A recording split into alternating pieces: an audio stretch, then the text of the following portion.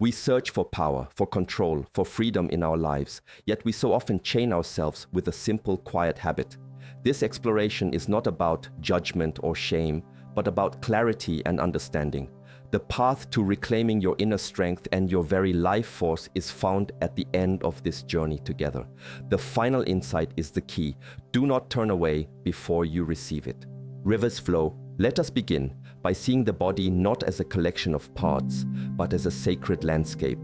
Through this landscape, a great river flows.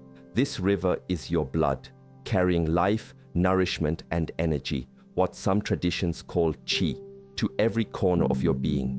From the highest mountain of your mind to the deepest valley of your feet, this river sustains everything. It is the very essence of your vitality, the current that powers your existence. The quality of this river determines the health of the entire landscape. When the river is clean, flows freely, and is full of life, the landscape flourishes. The trees are green, the soil is rich, and the air is clear. This is the state of health, of balance. Now imagine with each cigarette, you are taking a small drop of thick, dark poison and letting it fall into this pristine river. At first, one drop seems insignificant. The river is vast. It can surely absorb it. The mind tells itself this story. It is only one. It is small. But the habit is never just one drop. It is a slow, steady drip, day after day, year after year. Slowly, imperceptibly at first, the nature of the river begins to change. The clear water becomes clouded. A thick sludge begins to form, clinging to the river banks, narrowing the passage. The once vibrant current becomes sluggish, heavy. This is what happens within your arteries. The inner walls of these vessels, which should be smooth and flexible like the reeds on a riverbank, become damaged and scarred. The sludge, the plaque, builds up, making the channels for your life force narrow and hard. The heart, which is the noble pump for this entire system, must now work much harder. It must strain to push this thick, polluted river through ever-tightening pathways. Imagine a farmer trying to irrigate his fields with a clogged hose. The pressure builds, the hose may burst, and the crops at the far end of the field receive only a trickle of what they need. This strain is not a distant abstract concept. It is a physical reality inside your chest. Your heart grows tired. The pressure in your entire system rises, creating a state of constant, low-level emergency. The landscape begins to suffer. The extremities, the hands and feet, which are the furthest fields, receive less of this vital flow. They may feel cold, a sign that life is not reaching them as it should. The risk of the river becoming completely blocked in a crucial area, a blockage in the vessels of the heart or the brain, grows with every single drop of poison you allow into your system. We must ask ourselves, why would we knowingly and repeatedly pollute the very river that gives us life? The journey to understanding begins with this visualization. It is not about statistics of heart disease, but about the felt sense of diminishing your own vitality. You are the guardian of this inner landscape. The purity of your river is your direct responsibility. Each time you refuse to add another drop of poison, you are not just avoiding a risk. You are actively choosing to protect and honor the sacred flow of life within you. You are allowing the river to begin its slow, patient process of cleansing itself. The body has a profound capacity for healing, but we must first stop the assault. We must choose to let the river run clear once again. This is not a battle to be won with aggression, but a clarity to be achieved with awareness. See the river, understand its importance, feel its flow within you, and then make the choice that aligns with its purity and its power. The choice to protect it is the choice to protect your very self. The health of your entire inner world, every cell, every organ, depends on the decision you make regarding what you allow into this sacred, life-giving current. The consequences are not abstract. They are written into the very fabric of your physical being with each passing moment. Sacred breath. Now, let us turn our attention to something even more fundamental than the river of blood. Let us consider the breath. The breath is the bridge between our inner world and the outer world. It is the first act of life and the last. With every inhale, we receive a gift from the universe, a gift of oxygen, of energy, of life itself. With every exhale, we release what is no longer needed. It is a constant rhythmic exchange that defines our existence. To breathe deeply and freely is to be fully alive, fully connected. The breath is not merely a mechanical process, it is a spiritual practice, whether we recognize it or not. The lungs are the sacred chambers where this exchange takes place. Imagine them not as simple bags, but as two incredibly delicate, intricate trees, with branches that divide and divide until they become millions of tiny, fine leaves.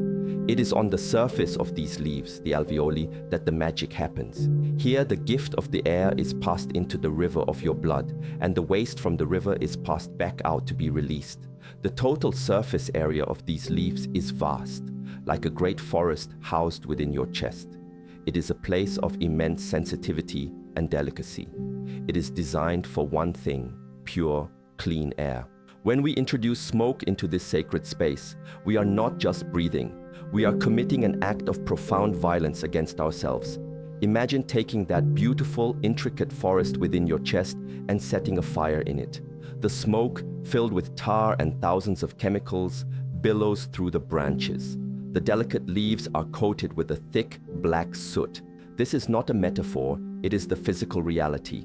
The tar from cigarette smoke literally paints the inside of your lungs black, burying the very surfaces that are meant to receive life. The cleaning mechanisms, the tiny hairs that work tirelessly to sweep out debris, become paralyzed and destroyed by the onslaught. What is the consequence? The tree of life within you begins to wither. The leaves can no longer perform their function. Your ability to receive the gift of the air is diminished. Your breath becomes shallow. You may find yourself gasping for air after climbing a small flight of stairs. This is not just a sign of being out of shape. It is a sign that your inner forest is dying. You are suffocating slowly, from the inside out. You are denying yourself the most fundamental nourishment that existence provides. The body, starved of oxygen, cannot function optimally. The river becomes even more polluted, the mind becomes foggy, and a constant state of fatigue can set in. This physical suffocation has a spiritual counterpart. In many traditions, the breath is linked directly to the mind. A calm, deep, and steady breath leads to a calm, deep, and steady mind. A shallow, ragged, and desperate breath leads to an anxious, scattered, and restless mind. By damaging your capacity to breathe, you are not only harming your physical body, but you are also creating a foundation for mental and emotional turmoil. You are cutting yourself off from the very rhythm that can bring you peace and clarity. You are choosing a state of inner chaos. To heal, we must first honor the breath. Take a moment right now to simply feel your own breath. Feel the air enter, fill you, and then release. This simple act is an act of connection. It is an act of remembering. This is what your body is designed for. This is peace. This is life. The decision to not inhale smoke is a decision to protect this sacred exchange. It is a vow to keep the inner forest clean and vibrant. It is a choice to allow yourself to breathe fully, to live fully, and to reconnect with the profound and simple power that resides in every single conscious breath you take. Chained mind. We have spoken of the body, the river of blood, and the forest of the lungs. But the most powerful aspect of this habit does not reside in the physical, it resides in the mind. The true prison is not the damage to the body, but the chains that are forged around our own will, our own consciousness. This is where the battle for self-mastery is truly won or lost. The cigarette is not merely an object, it becomes a master, and the smoker becomes its servant. This is a difficult truth to face, but facing it is the first step toward liberation. We must look at this relationship with unflinching honesty. Every time a craving arises, we must ask, who is speaking? Is it the true self, the core of our being that seeks health, freedom, and peace? Or is it the voice of the attachment, the voice of the chain? The craving feels like a part of us. It says, I need this. I need this to relax. I need this to focus. I need this to cope. But this is the great deception. The attachment creates the very problem that it then pretends to solve. The underlying agitation, the anxiety, the restlessness. These feelings are often the symptoms of the body and mind crying out for the very substance that is poisoning them. The cigarette offers a momentary escape. The nicotine reaches the brain and provides a fleeting sense of relief, a brief pulse of pleasure. But this relief is a trap. It reinforces the chain. It teaches the mind a simple, dangerous lesson. When you feel discomfort, this is the solution. And so, the cycle continues. The chain grows stronger with each repetition. We begin to structure our lives around the habit. The coffee break is not a break without a cigarette. The end of a meal feels incomplete. A stressful moment feels unmanageable. The cigarette inserts itself into every corner of our experience, holding our own peace hostage. We begin to believe we have no power. We say, "I have tried to quit, but I cannot. It is too strong." In saying this, we give our power away. We identify with the craving, believing its voice is our own. But this is the illusion. You are not the craving. You are the one who is aware of the craving. This is a critical distinction. The craving is like a cloud passing through the vast sky of your awareness. The sky does not fight the cloud. It does not cling to the cloud. It simply allows it to be there and it allows it to pass. You are the sky, not the cloud. The true practice of freedom begins here. It is not about a violent struggle against the craving, which often gives it more energy. It is about shifting your identification. When the urge arises, instead of immediately reacting, you can learn to pause, to observe, to feel the sensations in your body without judgment. Ah, here is the feeling, the tightness in the chest, the restlessness in the hands, the thought in the mind. You watch it as you would watch a storm cloud from the safety of your home. You feel its intensity, you acknowledge its presence, and you know that, like all things, it will pass. This is the path of mindfulness. It is the path of reclaiming your inner authority. Each time you observe the craving without acting on it, you weaken the chain. You demonstrate to yourself that you are not the servant. You are the master. You are not the prisoner. You are the silent, spacious awareness in which the desire arises and fades. This is not easy.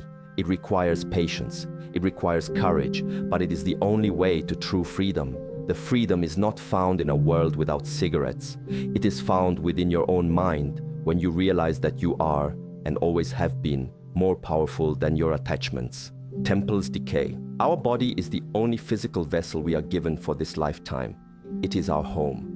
More than that, it is a sacred temple. It is the house for our consciousness, our spirit.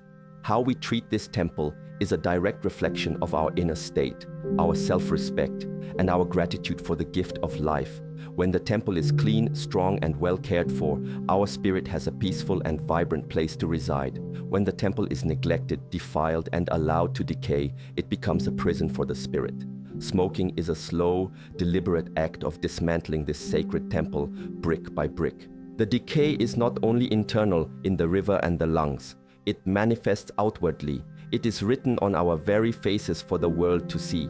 The thousands of toxic chemicals in smoke are an assault on the very structure of our skin. They break down collagen and elastin, the proteins that give our skin its youthful firmness and elasticity.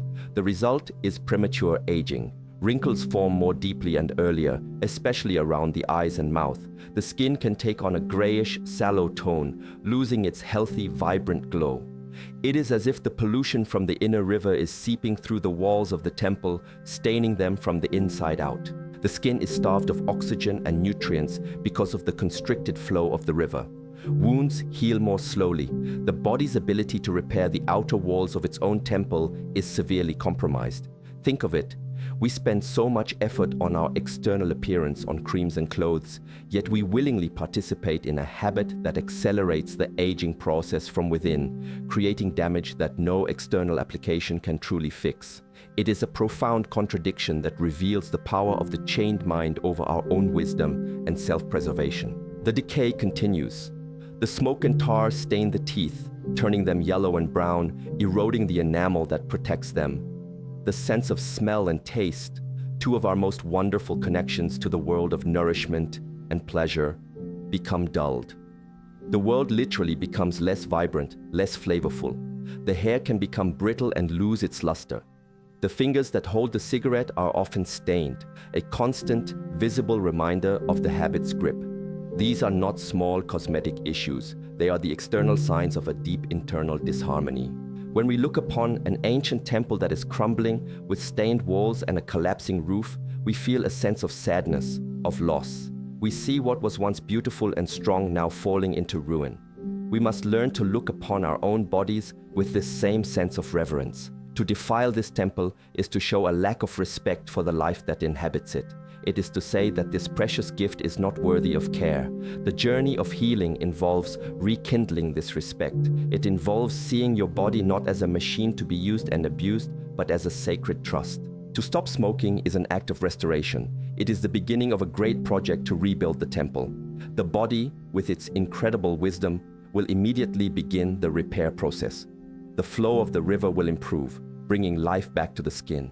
The staining will cease. The senses will begin to reawaken. By choosing to honor your vessel, you are not just improving your health, you are making a powerful spiritual statement. You are declaring that you are worthy of a beautiful, strong, and vibrant home for your spirit. You are choosing to live in a sacred temple, not a ruin. Choosing freedom. We have walked a path together, observing the consequences of a single habit upon the river of our blood, the forest of our lungs, the chains on our mind, and the walls of our temple. Now we arrive at the most important part of the journey, the path forward. This is not about a set of rules or a rigid program. It is about a fundamental shift in perspective. The ultimate freedom you seek is not something you must acquire. It is something you must uncover. It is already within you. The choice is not about fighting a war against yourself, but about choosing to align with the part of you that is already free. The common approach is to see quitting as an act of deprivation. I am giving up something I enjoy. This mindset creates a struggle from the very beginning. It frames the journey as one of loss. We must invert this perspective completely. The act of not smoking is not an act of taking away. It is an act of profound giving. You are giving yourself the gift of clean air. You are giving yourself the gift of a strong heart. You are giving yourself the gift of a clear mind. You are giving yourself the gift of more time, more vitality, more life. See each cigarette you refuse not as a loss, but as a victory, a celebration of your own self-worth. The key, as we touched upon, is observation without identification. When the powerful wave of craving comes, and it will, the practice is to stand on the shore of your awareness and simply watch it. Do not be drawn into its turmoil. Acknowledge its power. Yes, this is a strong feeling. Feel it in your body. Notice the thoughts it brings, and then take one conscious breath, then another. The wave will crest and then it will recede. It will not last forever. Each time you do this, you are building a new mental muscle. You are training your mind to know that you are the master, not the slave to fleeting impulses. This is a journey of patience and compassion. There may be moments where you fall. The old habit may reassert itself. In these moments, it is crucial to avoid the trap of shame and self-judgment. To say, I have failed, I am weak, is to give the power back to the chain. Instead, practice compassion. Acknowledge what happened without judgment. Okay, that happened. Now what will I do in this present moment? The past is gone. The only moment you have power over is now. Recommit to your path in this moment. Every breath is a new beginning, a new opportunity to choose freedom. The motivation cannot be fear alone. Fear of disease can be a powerful catalyst, but it is not a sustainable source of energy.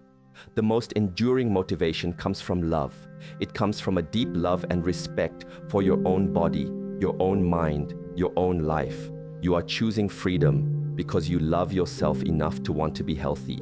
You love yourself enough to want to be free from a chain. You love yourself enough to want to experience the fullness and vibrancy of a life lived with a clear mind and an open heart. This is the final and most powerful insight. The action is not driven by hating the cigarette, but by loving yourself. The choice is not made once and forever. It is made in this moment, and this one, and this one. It is a continuous unfolding, a path walked one step, one breath at a time. It is the ongoing choice between being the master of your own sacred temple or a servant to a fleeting desire that offers only the illusion of peace. Choose to be the master. Choose to align with your own deepest intention for health and wholeness. The power to do so was never outside of you. It was always there, within, waiting patiently for you to simply turn your attention towards it. That choice is yours to make in every moment. It is the choice between a clouded river and a clear one, a dying forest and a vibrant one, a chained mind and a free one. The path is simple, though not always easy. It is the path of awareness, of compassion, and of profound self-respect. Choose this path. Choose life. Choose freedom. The power has always been within you, waiting. I've tried to quit a dozen times, always focusing on what I was giving up.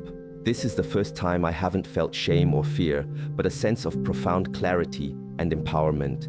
The idea of observing the craving like a cloud instead of fighting it. And to do it out of love for myself, not hatred for the habit. That changes everything. Thank you for this wisdom. Today I begin again, but as a master, not a servant.